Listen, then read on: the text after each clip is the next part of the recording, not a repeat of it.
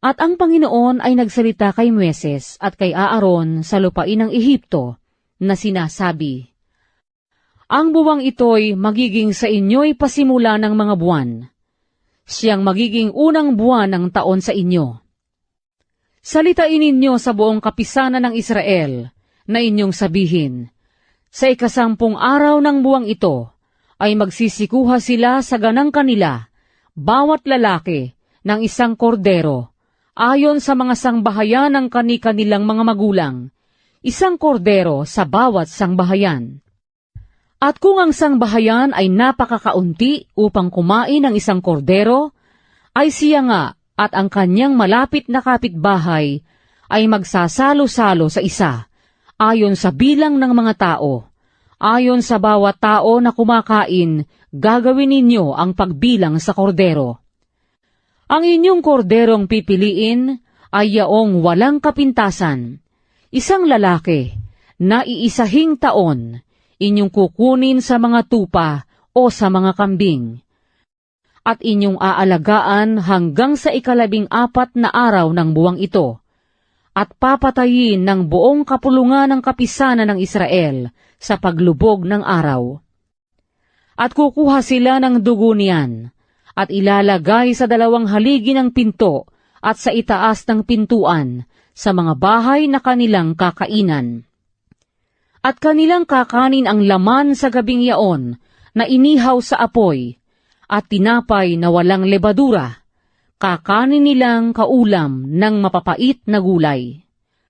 Huwag ninyong kaning hilaw o lutuman sa tubig, kundi inihaw sa apoy, ang kanyang ulo, pati ng kanyang mga paa, at pati ng kanyang mga lamang loob. At huwag kayong magtitira ng anuman niyaon hanggang sa kinaumagahan, kundi yaong matitira niyaon sa kinaumagahan ay inyong susunugin sa apoy. At ganito ninyo kakanin, may bigkis ang inyong baywang. Ang inyong mga pangyapak ay nakasuot sa inyong mga paa, at ang inyong tungkod ay tangnan ninyo sa inyong kamay, at inyong kakaning dali-dali, siyang Paskwa ng Panginoon. Sapagkat ako'y dadaan sa lupain ng Ehipto sa gabing yaon, at aking lilipulin ang lahat ng mga panganay sa lupain ng Ehipto, maging tao at maging hayop, at gagawa ako ng kahatulan laban sa lahat ng mga Diyos sa Ehipto. Ako ang Panginoon. At ang dugo ay magiging sa inyo'y isang tanda sa mga bahay na inyong kinaroroonan. At pagka aking nakita ang dugo, ay lalampasan ko kayo, at walang salot na sa inyo, napapatay sa inyo, pananakit ko sa lupain ng Ehipto. At ang araw na ito'y magiging sa inyo'y isang alaala, at inyong ipagdidiwang na pinakapista sa Panginoon. Sa buong panahon ng inyong lahi ay inyong ipagdidiwang na pinakapista na bilang tuntunin magpakailanman. 7 araw nakakain kayo ng tinapay na walang lebadura. Sa unang araw ay inyong ihihiwalay sa inyong mga bahay ang lebadura, sapagkat sino mang kumain ng tinapay na may lebadura, mula sa unang araw hanggang sa 7 araw, ay ihihiwalay sa Israel ang taong yaon. At sa unang araw, ay magkakaroon kayo ng isang banal na pagkakatipon, at sa 7 araw man, ay magkakaroon din kayo ng isang banal na pagkakatipon.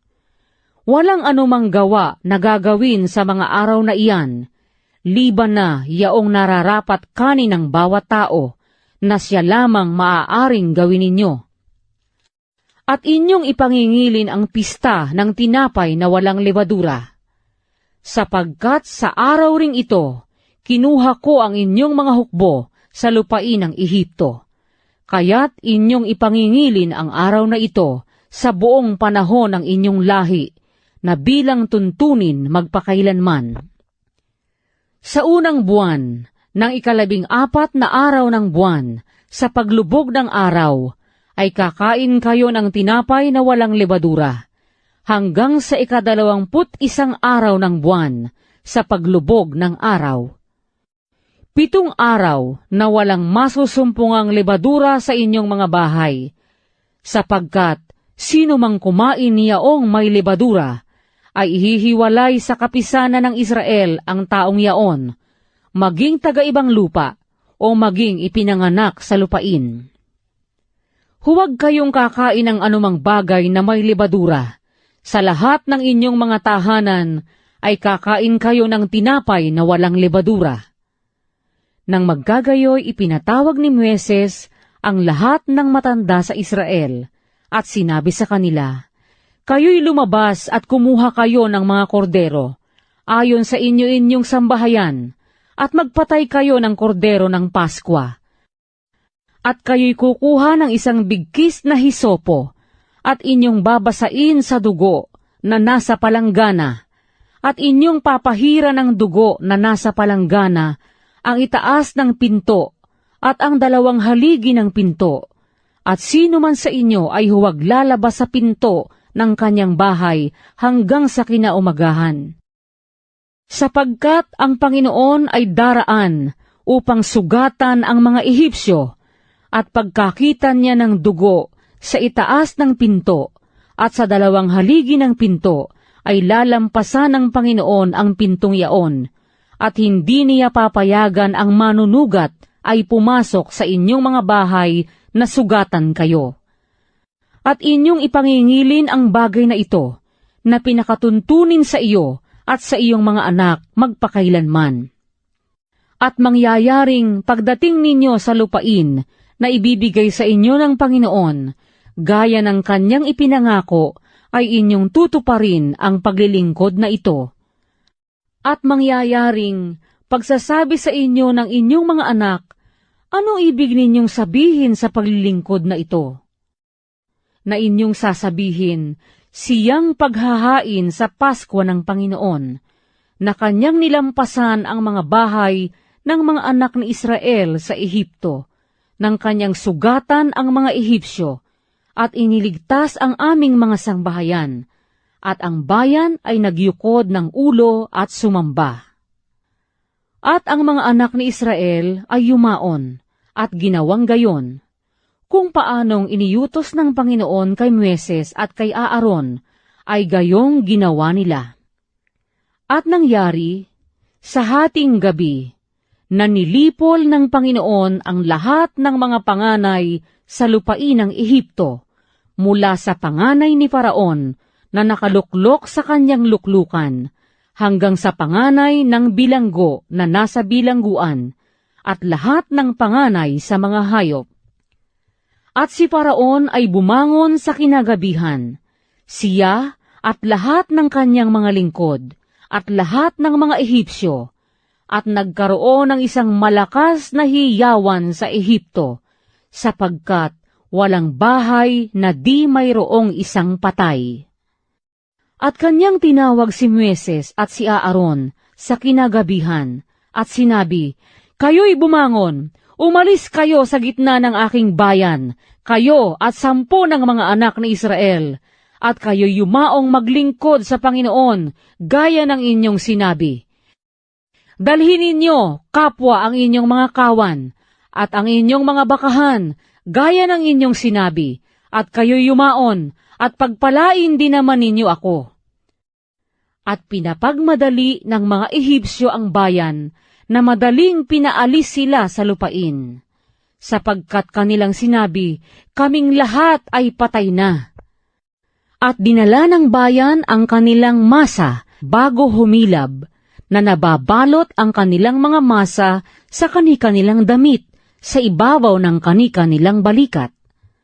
At ginawa ng mga anak ni Israel ayon sa salita ni Moises, at sila'y humingi sa mga Ehipsyo ng mga hiyas na pilak at mga hiyas na ginto at mga damit.